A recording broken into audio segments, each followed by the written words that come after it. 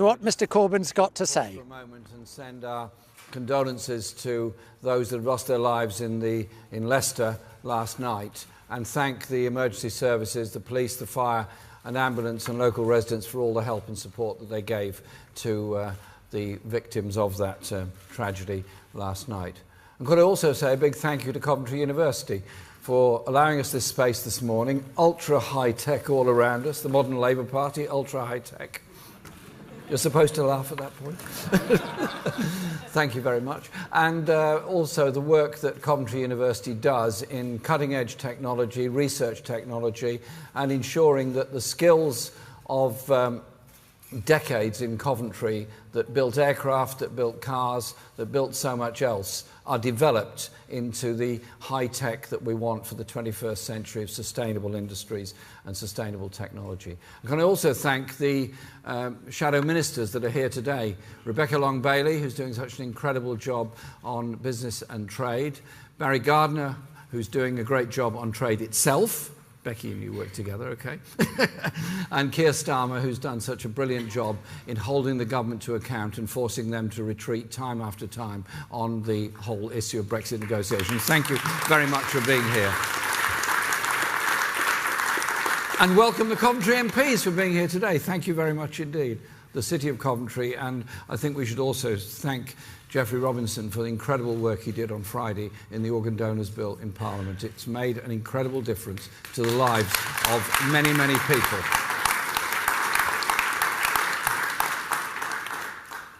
It's long been at Britain's industrial heartland is where we are now, and now set to be our next City of Culture. So well done, Coventry, on that. And I look forward to joining in the City of Culture celebrations. And indeed, I was given a book of photography within the Asian community this morning by the university, which I will treasure. Thank you.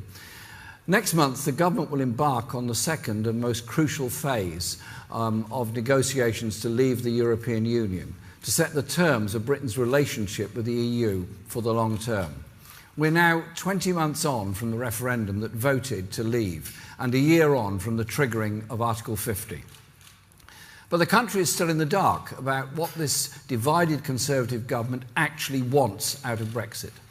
They can't agree amongst themselves about what their priorities are or what the future they want for Britain after Brexit.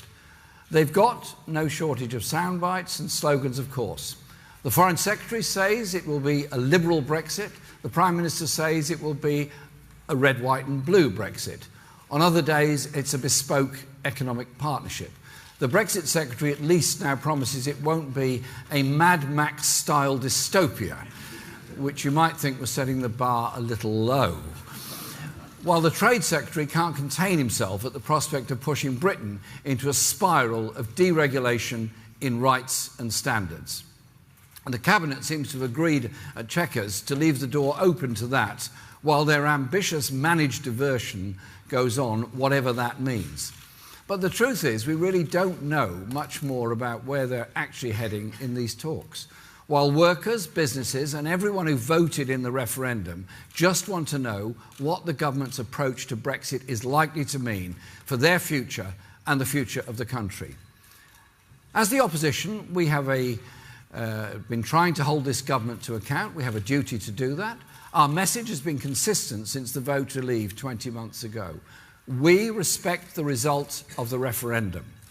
Our priority is to get the best deal for people's jobs, living standards and the economy, as Becky was explaining in her opening remarks. We reject any race to the bottom in workers' rights, environmental safeguards, consumer protections or food safety standards.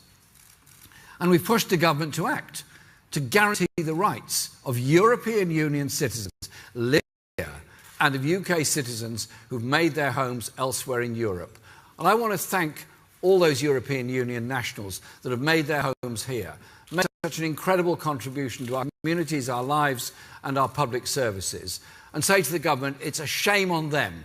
They've been through 20 months of uncertain horror because there's been no guarantee of their future. We will protect their rights by legislating immediately to guarantee permanent residence for EU nationals living here and the right to bring their families here.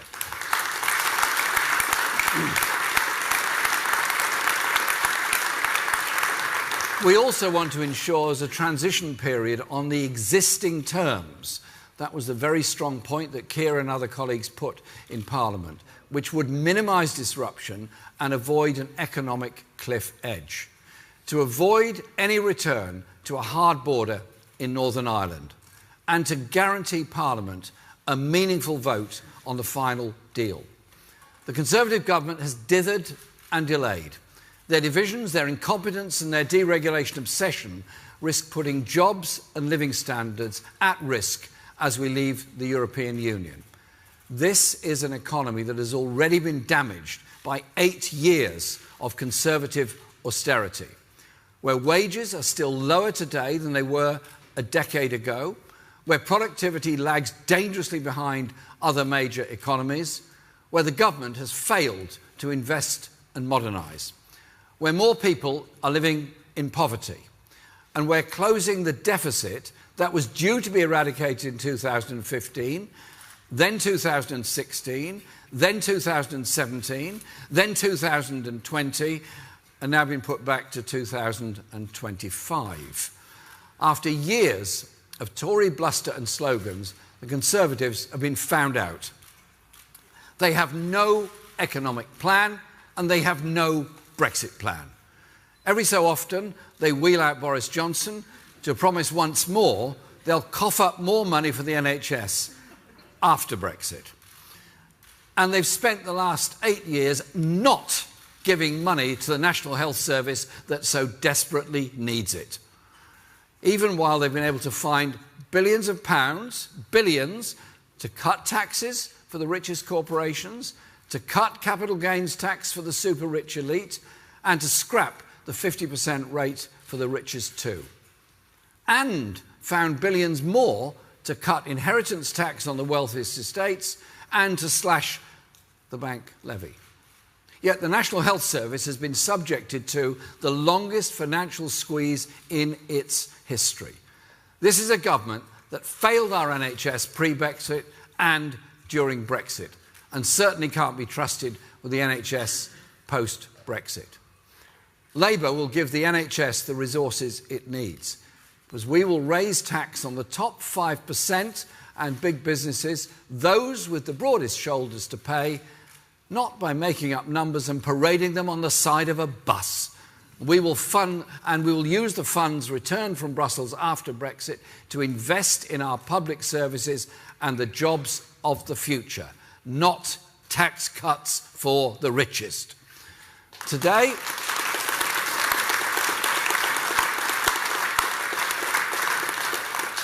I want to set out Labour's approach to Brexit in more detail, how we would do things differently, what our priorities are for the Brexit negotiation, and the values that underpin them.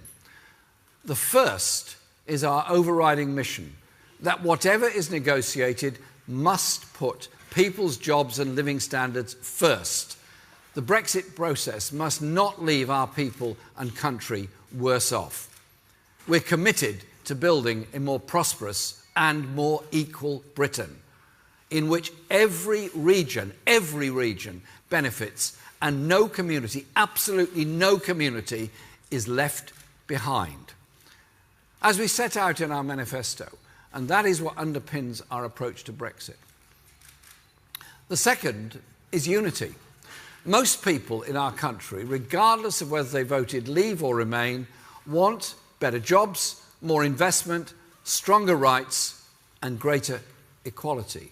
So we will not let those who want to sow divisions drive this process. No scapegoating of migrants, no setting one generation against another, and no playing off the nations of the UK.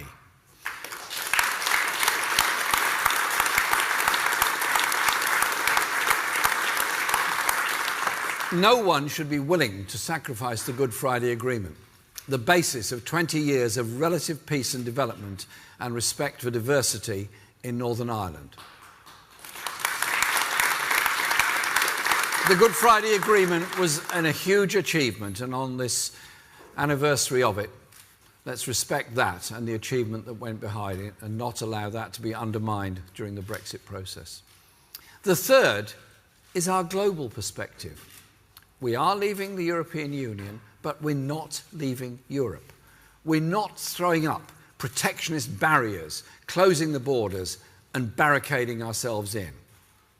And we want a close and cooperative relationship with the whole of Europe after Brexit.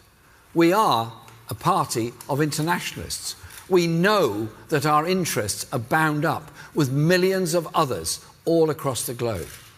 Whether that's in order to tackle the huge challenges of climate change, build a more peaceful world, or clamp down on the tax-dodging elite who think by bestriding the globe they can avoid paying their share for vital public services.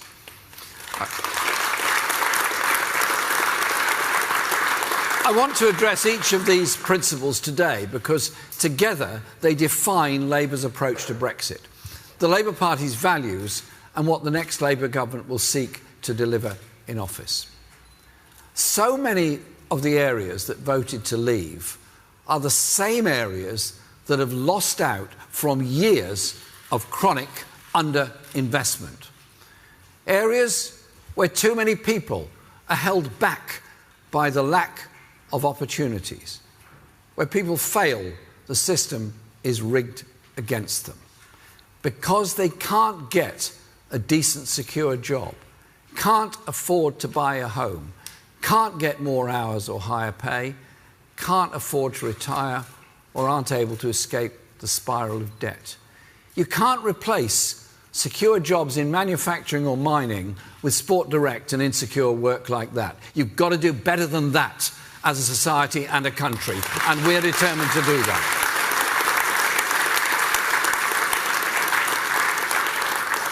Labour's priority is to get the best Brexit deal for jobs and living standards, to underpin our plans to upgrade the economy and invest in every community and every region, to shift it away from the low-pay, low-skill, low-investment economy it's become under the Tories, and rebalance that investment across the whole of the country so that no longer will some regions get a mere 1/6 of the capital investment that goes to London.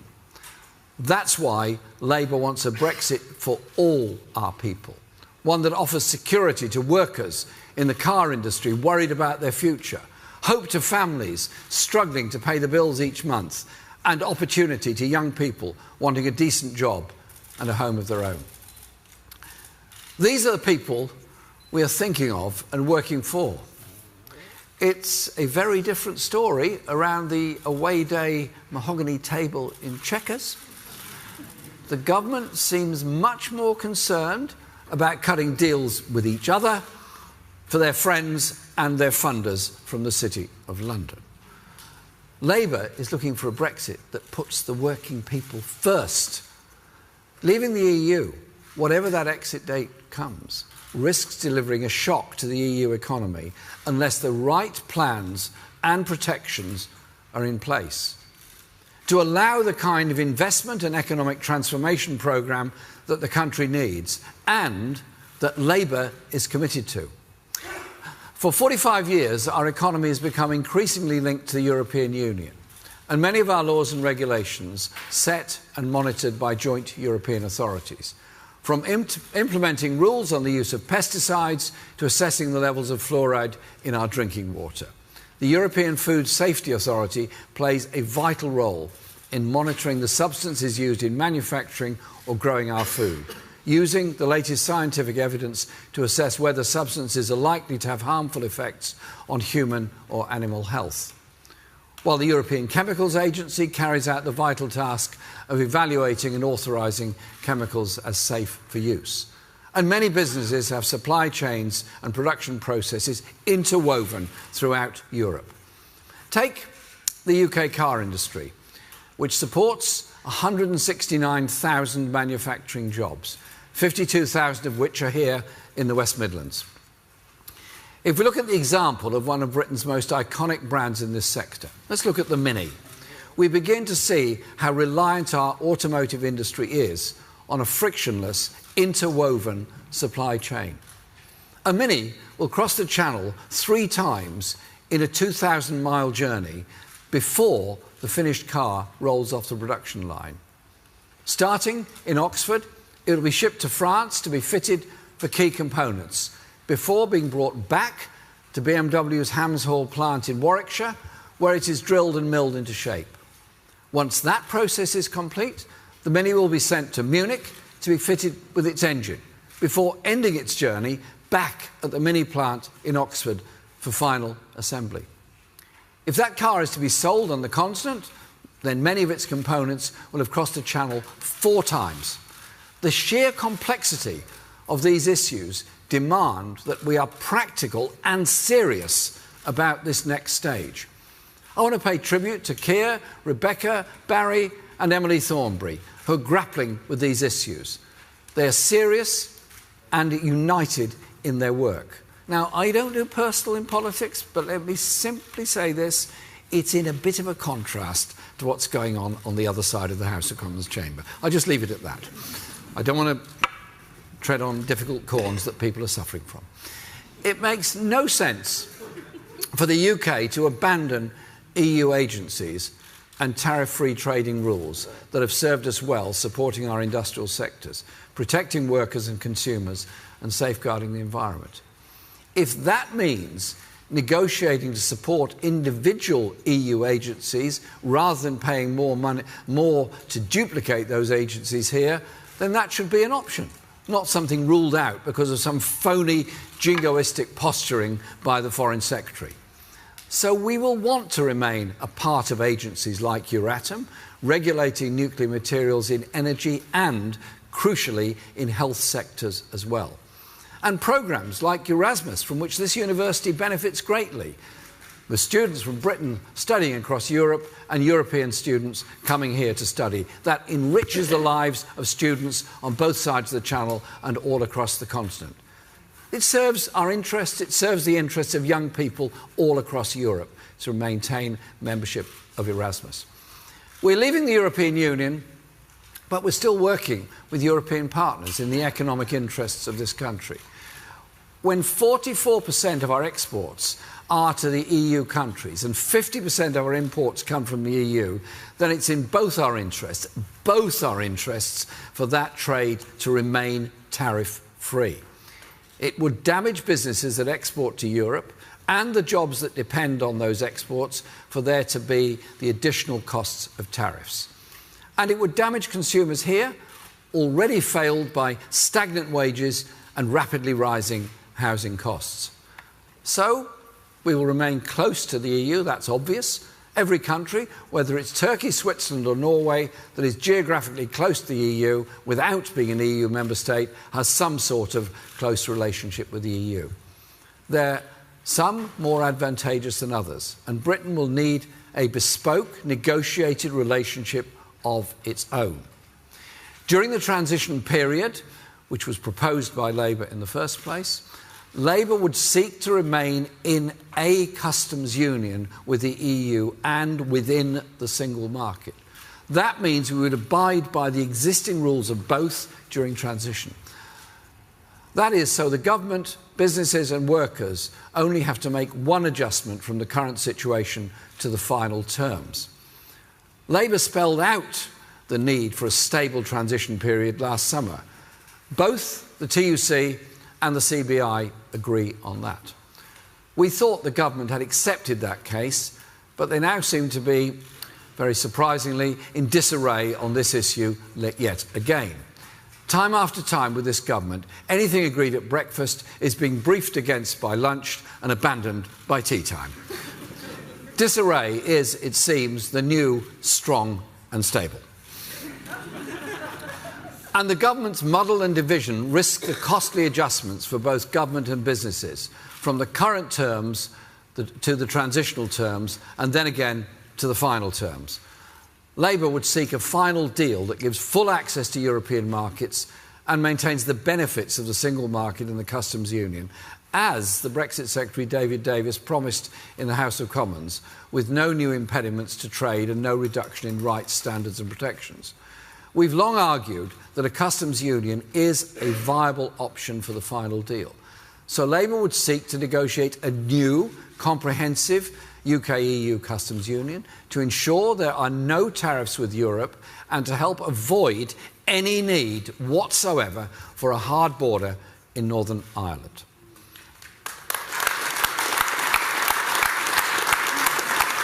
But we're also clear that the option of a new UK customs union with the EU would need to ensure that the UK has a say in future trade deals. A new customs arrangement would depend on Britain being able to negotiate agreement for new trade deals in our national interest.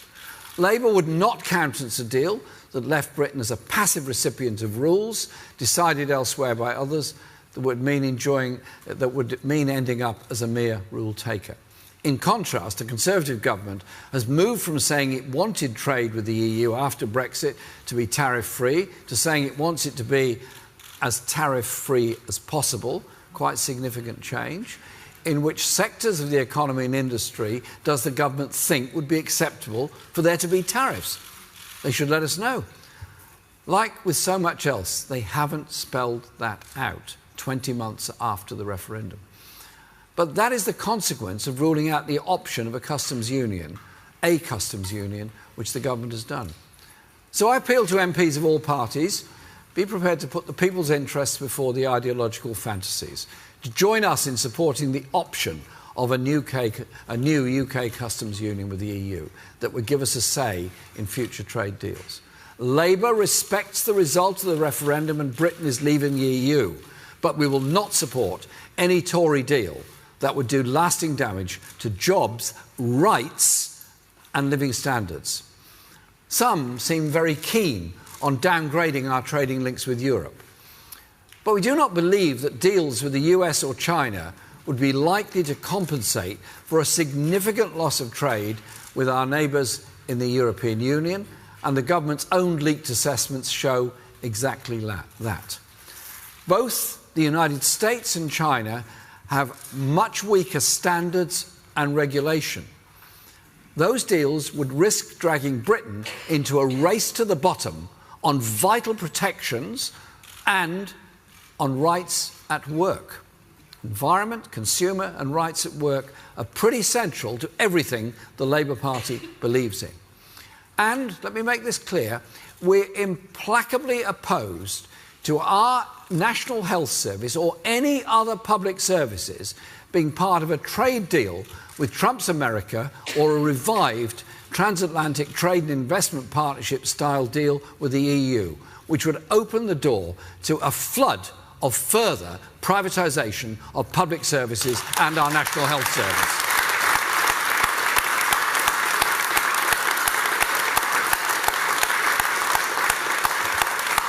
And we're not prepared to ask the British public to eat chlorinated chicken and lower the standards of British farming.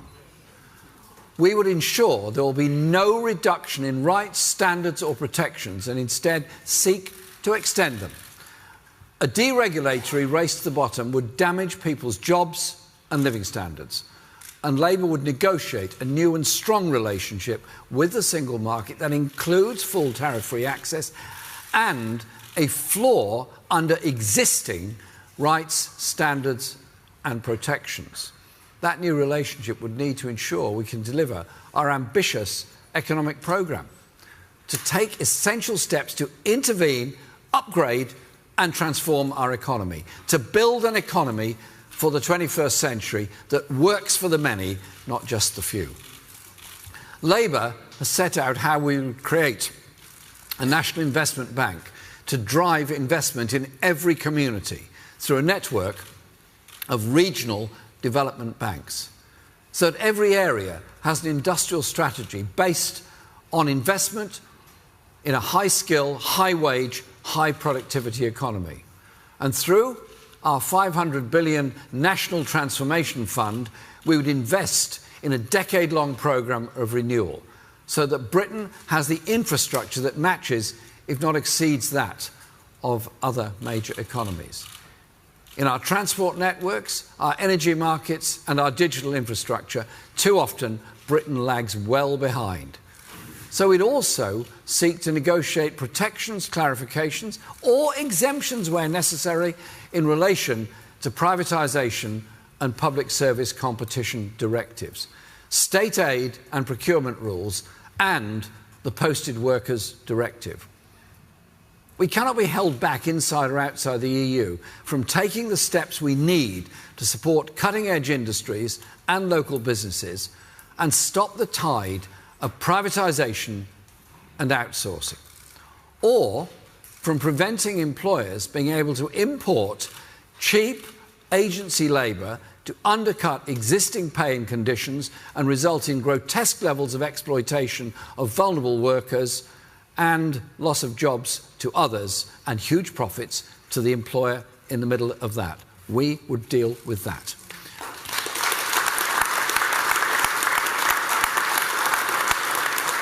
It was alarming that after the Brexit vote, there was a clear rise in xenophobic and racist attacks on our streets.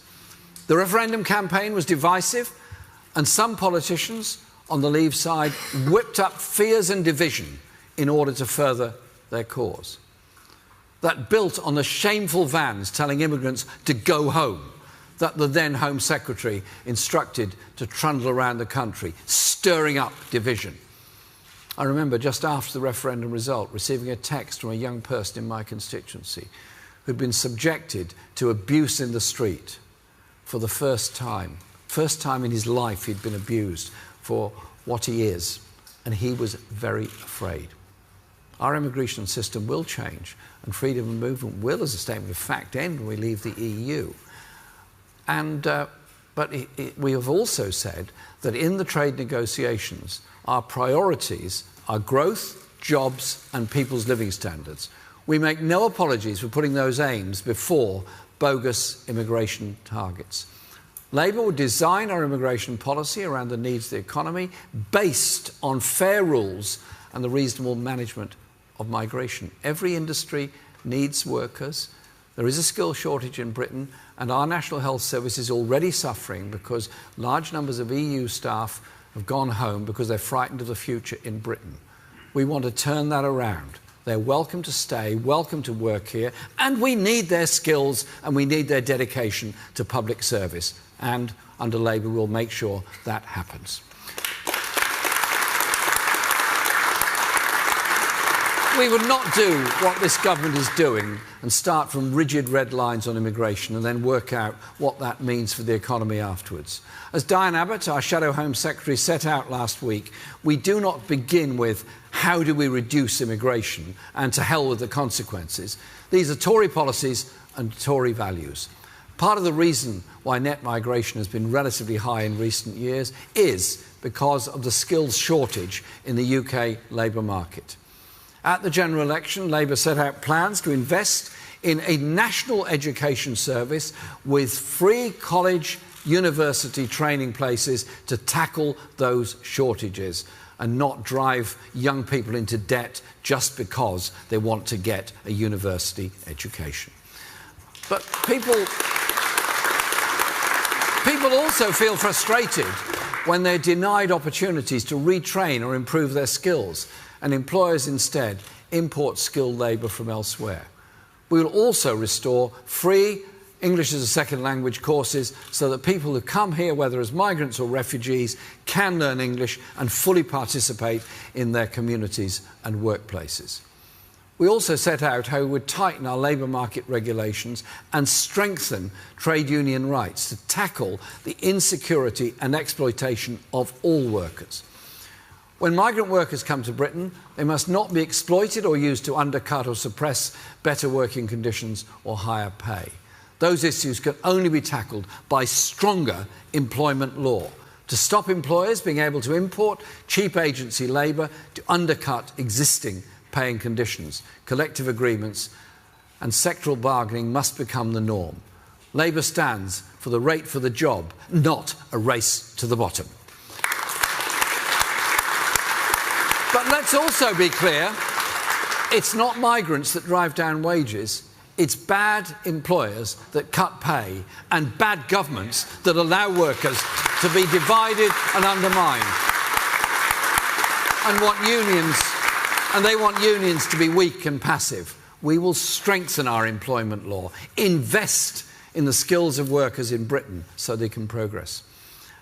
And we will oppose all those who, instead of seeking to solve problems, seek to scapegoat instead. The devolution of the last Labour government completed the peace process in Northern Ireland, which we must cherish. The Good Friday Agreement was a great achievement, and I pay tribute to the work done by the Prime Minister, Tony Blair at the time, Mo Mowlam, and many others who worked so hard on all sides in Northern Ireland to secure that agreement. We must continue to support the restoration of the Northern Ireland Assembly and to ensure we maintain the situation of no hard border in Northern Ireland. The previous Labour government also brought powers closer to home in Scotland and Wales, establishing the Scottish Parliament and the Welsh Assembly. And so Labour believes that powers over devolved policy areas currently exercised by the EU should go directly to the relevant body devolved after Brexit. So that power is closer to the people. That is the same principle that informs the regional development banks that the next Labour government will deliver. The constitution of the Labour Party includes a commitment to support the United Nations, a promise, and I quote, to secure peace, freedom, democracy, economic security and environmental protection for all. Some want to use Brexit to turn Britain on itself, seeing everyone as a feared competitor. Others want to use Brexit to put rocket boosters under our current economic system's insecurities and inequalities, turning Britain into a deregulated corporate tax haven with low wages, limited rights and cut-price public services in what would be a destructive race to the bottom.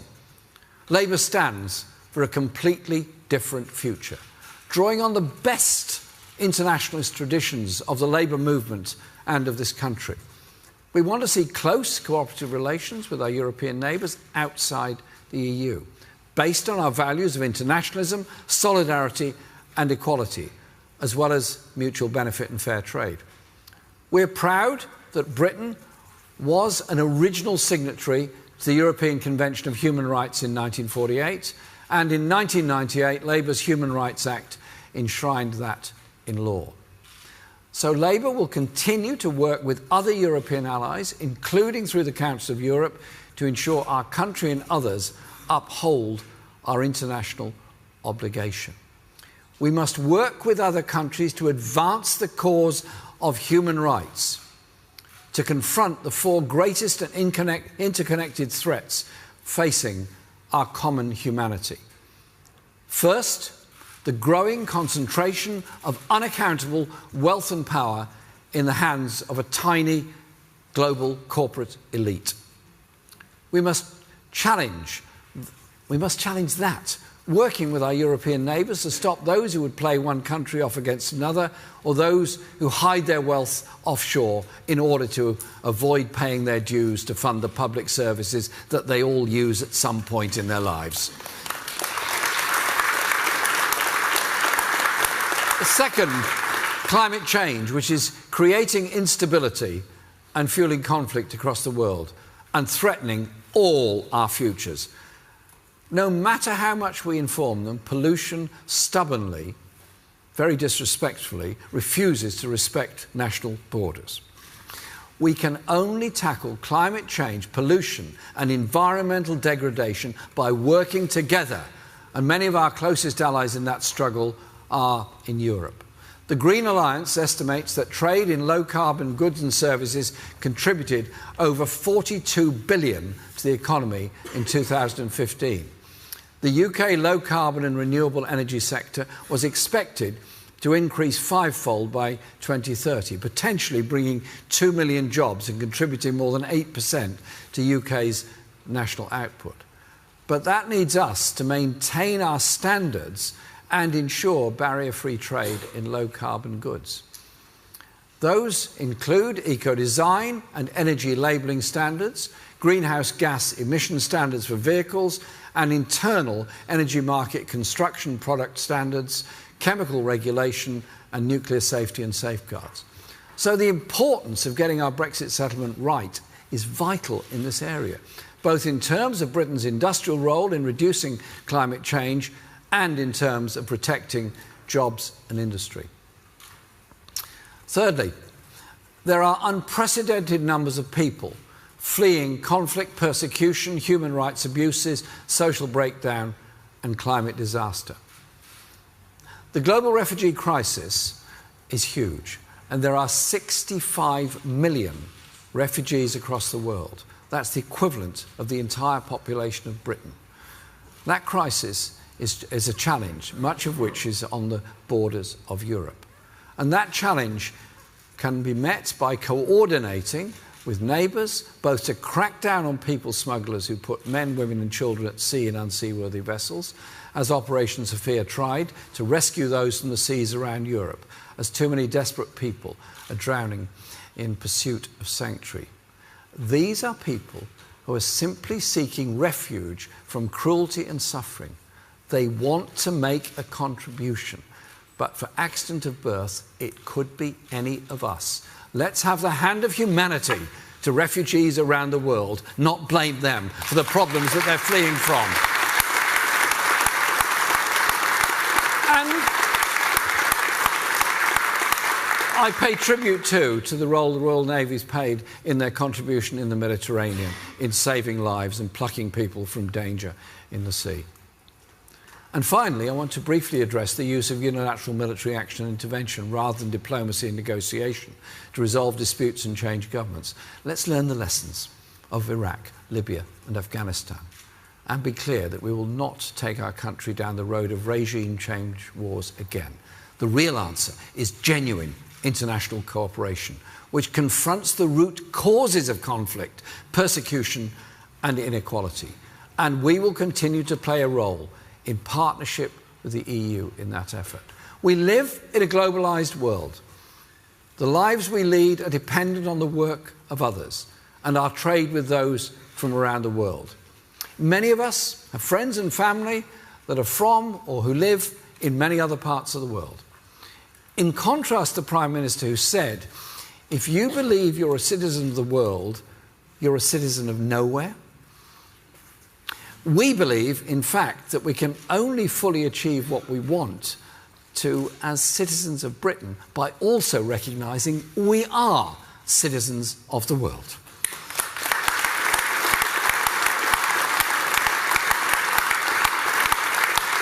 I have long opposed embedding of free market orthodoxy and the democratic deficit in the European Union. That's why I campaign to remain and reform in the referendum. Scepticism is healthy, especially when dealing with politicians. And there's plenty of them here today. Or the received wisdom of the political and media establishment, and there's plenty of those here today as well. But often the term Eurosceptic in reality became synonymous with anti-European. And I'm not anti-European at all. I want to see close, progressive cooperation with the whole of Europe after Brexit. Labour is the party of the new common sense on the economy, on public services and on Brexit. The only party which recognises the world has changed these last 10 years. And no, we cannot continue with widening inequality, deregulation of industry and privatisation of public services. We're in a country where Tory-run councils are collapsing because of cuts, where homeless people are dying on the streets in the shadow of Parliament, where good jobs are being lost because we've got a government that will not get a grip on the casino economy. In or out of the European Union, we have to deal with that reality, the reality of market failure and of austerity. The free market has not worked in the banking sector. It's not worked in the water industry. It's not worked in the energy utilities. And it has crashed in outsourcing. It's failed our fragmented railways. And it has led to a labour market where abuse is rife. The European Union is not the root of all our problems, and leaving it will not solve all our problems. Likewise, the EU is not the source of all enlightenment, and leaving it does not inevitably spell doom. There'll be some who will tell you Brexit is a disaster for this country, and some will tell you that Brexit will create a land of milk and honey. The truth is more down to earth, and it's in our hands. Brexit is what we make of it, together. The priorities and choices we make in negotiations. The Conservative government is damaging our country, and their priorities for Brexit risk increasing and exacerbating that damage. But I also know what a Labour government could do for this country, and that our priorities for Brexit negotiations are the right ones. To create a country that works, really does work, for the many, not the few. Thank you very much.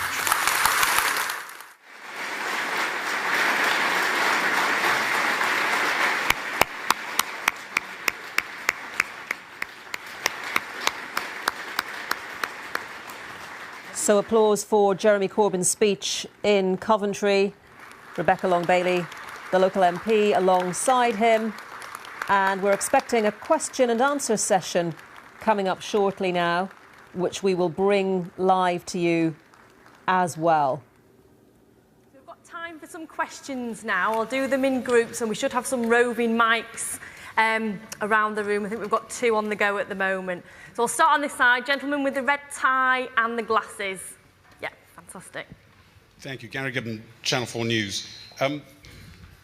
If you went into a customs agreement, the say you have may just be a right to be heard, not a right to a vote, not a right to a veto. Would you live with that? And can I just ask one other, because you pointed out... Say that again. Sorry. You might just have... is it the microphone, or is it... Yes, is that bad? If you go into a customs agreement, you might just have a right to be heard, not a right to a vote or a veto on any trade agreements that the EU might have. Could you live with that? And just one other, if I may. You pointed out it's been 20 months since the referendum, and you say the Tories have been playing politics. Why have you suddenly now come round to the idea of a customs agreement? Some people might think you've got a political game on your mind.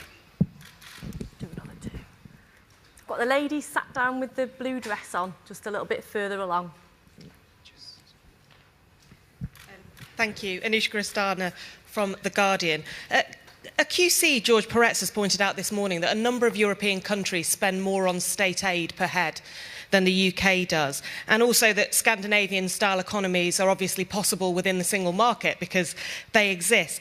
What specific Labour policies do you hope to implement that you believe requires an exemption from those single market rules?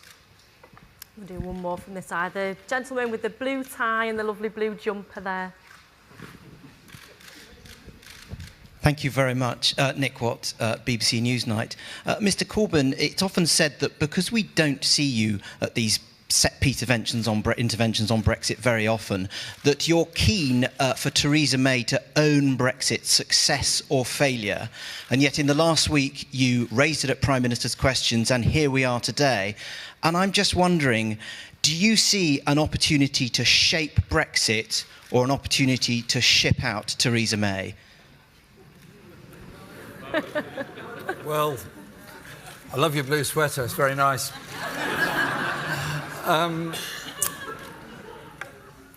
We have a team. I know it's a bit of a difficult concept for the Tory party to understand. We actually have a team. It's called the Shadow Cabinet. It's called our Brexit negotiating team, and we've travelled far and wide.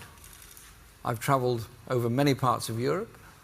I've maintained a very close relationship with colleagues of the Party of European Socialists and developed that understanding because we want an alliance with them in the future. Indeed, I think I've attended more meetings of the Party of European Socialists than any Labour leader in the past.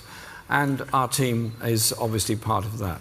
I did raise these matters with the Prime Minister at question time last week, as you know, and you'd heard all of that.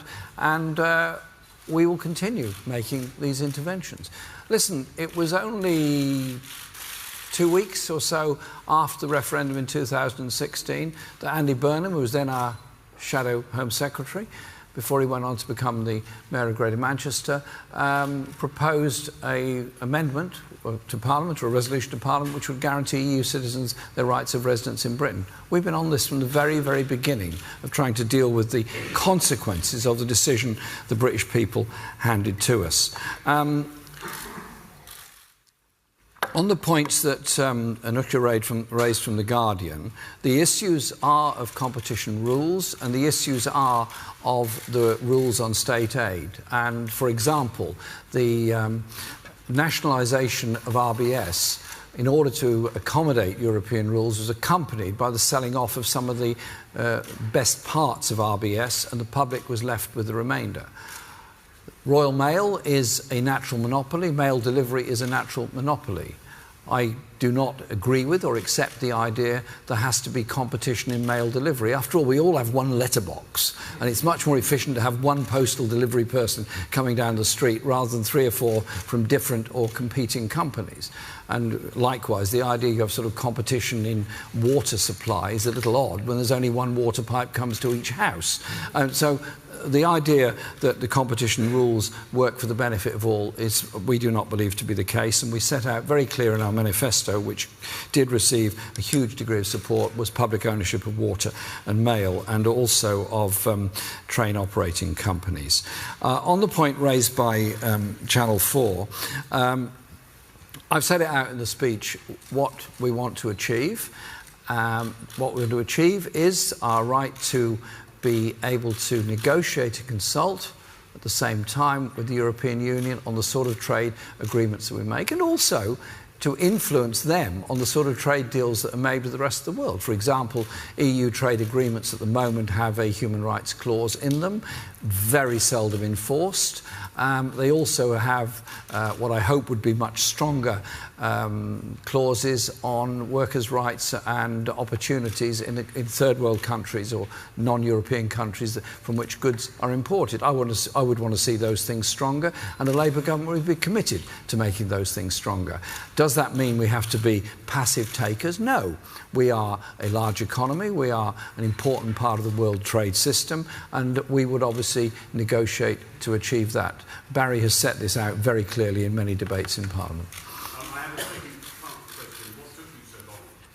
Some people might think you want to play politics now with this issue. Well, that's a really strange question, because I, as you know, spend a lot of time travelling around the country doing campaigning meetings. The issues surrounding Brexit come up all the time, and we thought it would be helpful if, as the second stage of negotiation beginning, we set out our views here today, which is exactly what we're doing. And thank you for coming along.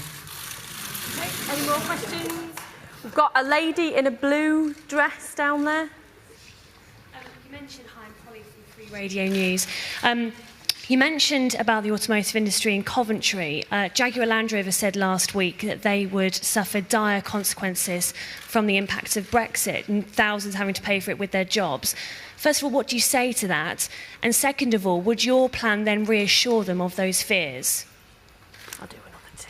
Got the gentleman behind with the fetching scarf on there. Thank you. Ben Kentish, The Independent. Mr Corbyn, you talked again today about the need to maintain a soft border in Northern Ireland. You admitted that staying in the customs union will only help that aim. The EU said repeatedly that the only way to guarantee that there's not a hard border is to stay in the single market. If it comes down to it and that does prove to be the case, are you saying they're wrong on that, or would you countenance leaving on the table the option of staying in the single market? We've got a gentleman just on the little bit further back with the beard, trendy beard there. Hi there, Charlie Cooper from Politico. There was a new campaign group formed a few weeks ago called Our Future, Our Choice. It's a youth campaign group, and their main purpose is to persuade you, Mr Corbyn, to back a second referendum on membership of the EU. You believe in the power of grassroots campaigns to change minds. Is there any chance they could ever change your mind on this? On the question of jobs here in Coventry, yes, Coventry is a manufacturing centre, is a research centre, and is part of the whole West Midlands industrial strength. And clearly that relies very, very heavily on trade with Europe, as this university relies on overseas students, not just from Europe, but from all over. And I want to obviously protect those jobs, and to ensure that the universities can carry on recruiting large numbers of overseas students. But likewise, I also want to make sure that UK students don't go into debt in order to get an education. So our proposals here are that we have that effective trading relationship with Europe, and I think what we've said here today ought to be good news for the people in Coventry and on the West Midlands.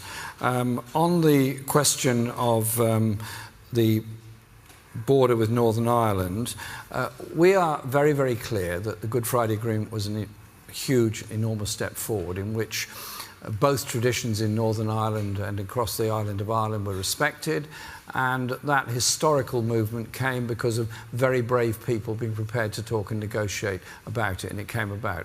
Nobody wants to lose that, and indeed every meeting I've been to in Brussels or anywhere else, the Northern Ireland border issue does come up. That means there has to be a customs union that guarantees there is no hard border between the Republic of Ireland and Northern Ireland, and that's our priority. We've made that very, very clear time and time again.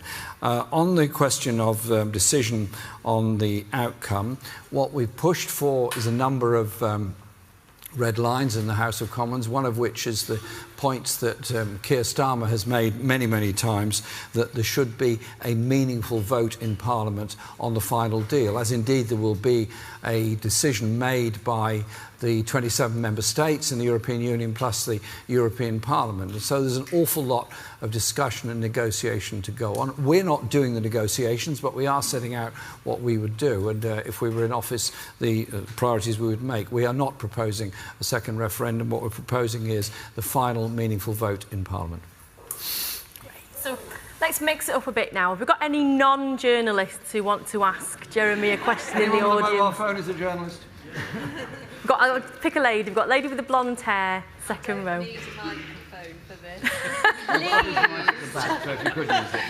I want to say, please, will you hurry up and be our Prime Minister? Yay.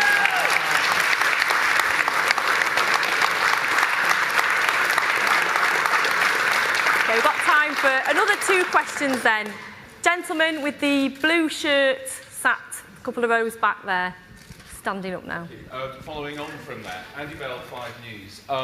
Mr. Corbyn, sorry, following on from that, with this new shift in policy, is it your hope, your intention, that Labour MPs will now be able to join with Conservative rebels, defeat the government in Parliament, and maybe precipitate an election? One more before we go home.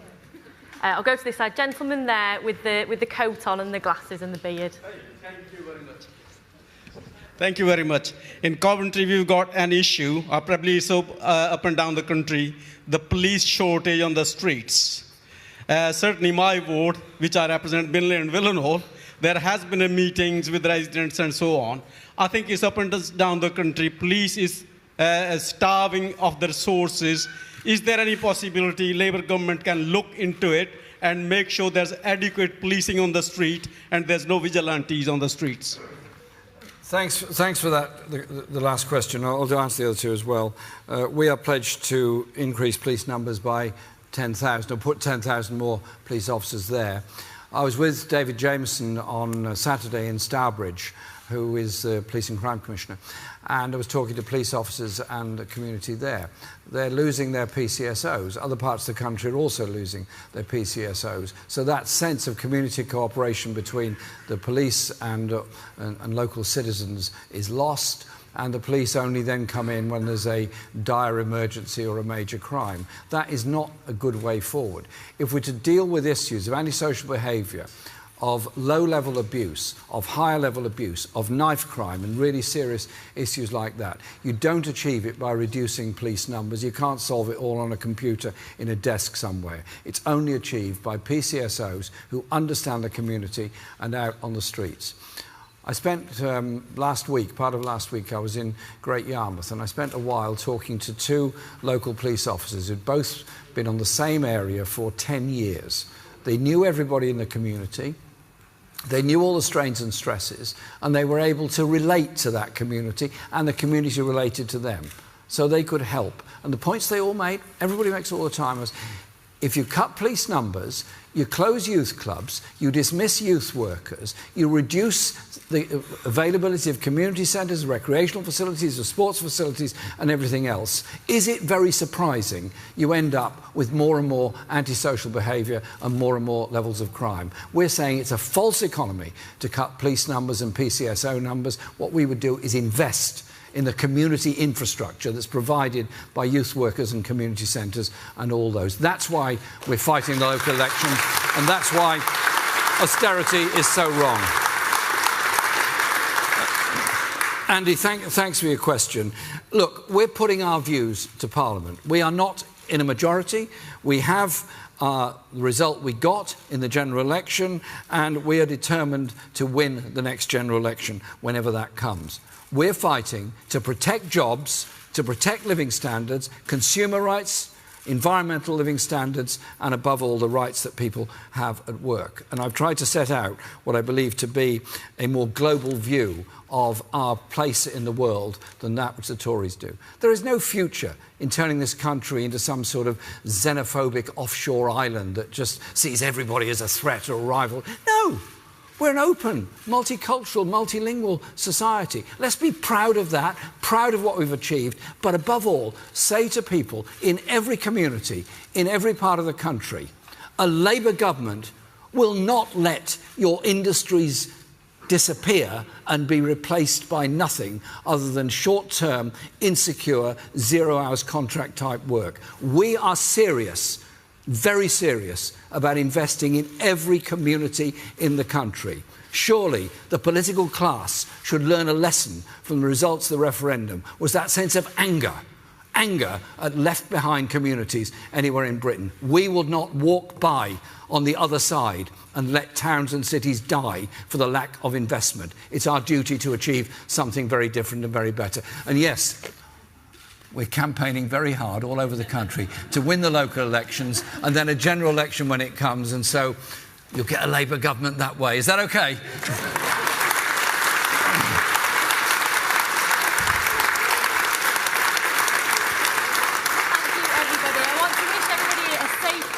Back to wherever it is you're headed now.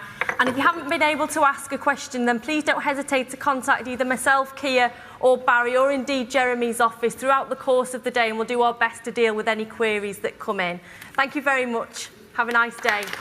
So the Shadow Business Secretary, Rebecca Long-Bailey, and Jeremy Corbyn bringing to an end that speech from the Labour leader on Brexit. Let me just give you a couple of pieces of reaction to that.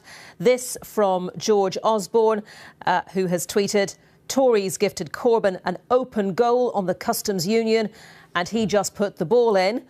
And this from David Bannerman, the Conservative MEP for the East of England. Corbyn is offering a dog's breakfast Brexit. A half-baked shambles hurts the poor through keeping EU tariffs, betrays Labour voters on immigration controls and abandons the world for the EU, despite 90% future growth coming from outside Europe. So two very different takes on the speech we've just heard from Jeremy Corbyn. But let's now get the take of our assistant political editor, Norman Smith, who is in Coventry for us and has been listening to all of that, of course. Norman, has Jeremy Corbyn clarified the Labour position, do you think? And is he offering something that both those who want a soft Brexit, those who voted to remain, and the many who voted for Brexit from Labour, is he offering them something to get behind?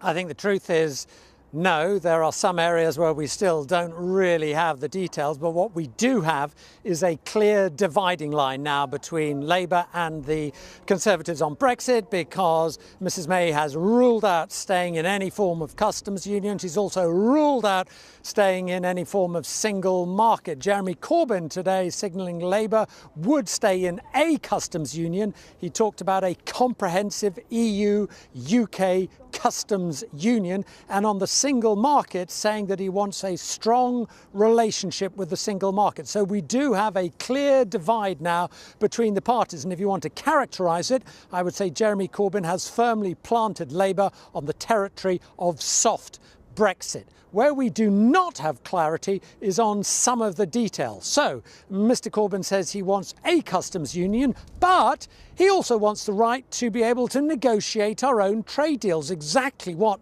Conservatives say you can't do if you stay in a customs union. Similarly, on this strong relationship with the single market, we know that Labour would be prepared to pay some money to stay in some EU agencies like Euratom and Erasmus. No answer really on what would happen in terms of freedom of movement. Would Mr Corbyn be willing to go along with that in order to secure that strong relationship with the single market? Would he also be prepared to abide by European Court of Justice rulings to secure that strong relationship with the single market? And here's the paradox. The Tories frequently been accused of wanting their cake and eating it. Exactly the same charge can be made against Jeremy Corbyn, because he wants membership, or he wants some very close relationship with the single market. Not at all clear that he's willing to abide by the sort of rules and regulations which the EU would almost certainly demand. Similarly, he wants to be in a comprehensive customs union with the EU, but not at all he would forfeit the right to negotiate the UK's own trade relationship. So we have a divide between the two main parties, but both of them are still in cake-eating country.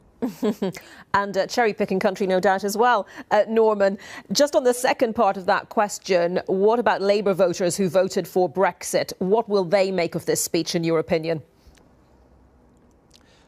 I think that is a moot point, to be honest, because for many Brexit supporters, leaving the single market, leaving the customs union, stop paying money to the EU, getting out from the oversight of the ECJ, and crucially ending freedom of movement, that's what Brexit was all about. Mr Corbyn, it seems to me, has left the door open to all those things if he is to secure this strong relationship with the single market. And already we've seen for some Brexit supporting MPs like Frank Field saying, look, this will look like Labour is betraying its own Brexit supporting voters. And the real sort of trick for Mr Corbyn is at one and the same time to say to his Remain supporting MPs and his Remain supporting party activists, look, don't worry, not that much is going to change. We're going to have a customs union and we're going to remain pretty close to the single market, while at the same time turning around to his Brexit supporting voters and saying, look, we are really leaving. And in that sense, we still don't have that definitive clarity, and I would suggest deliberately so, in order to keep both sides on board. But when are we going to have that clarity? Because time is running short. And if we look at the timetable for this week, especially what Theresa May is doing in terms of that big Brexit speech at the end of the week and all the events in between now and then, by the end of the week, do you think we're going to see a clearer picture emerging from the Conservatives?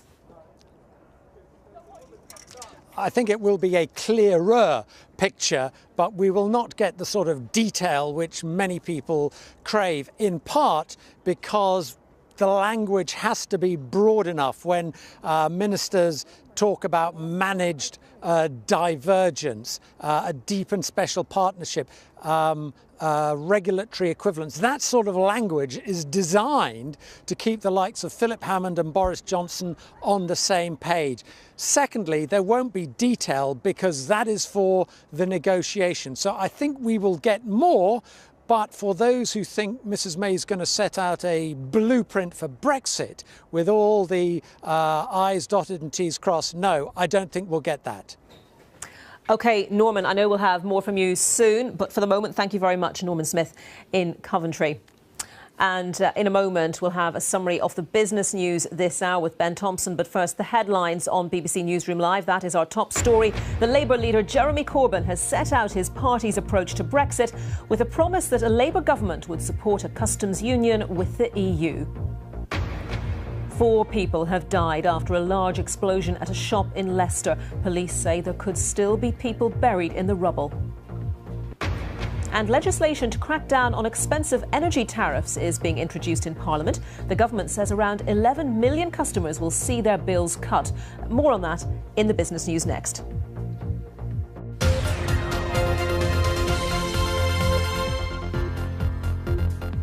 Hello, I'm Ben Thompson. These are the top business stories. As you've heard, there are new proposals to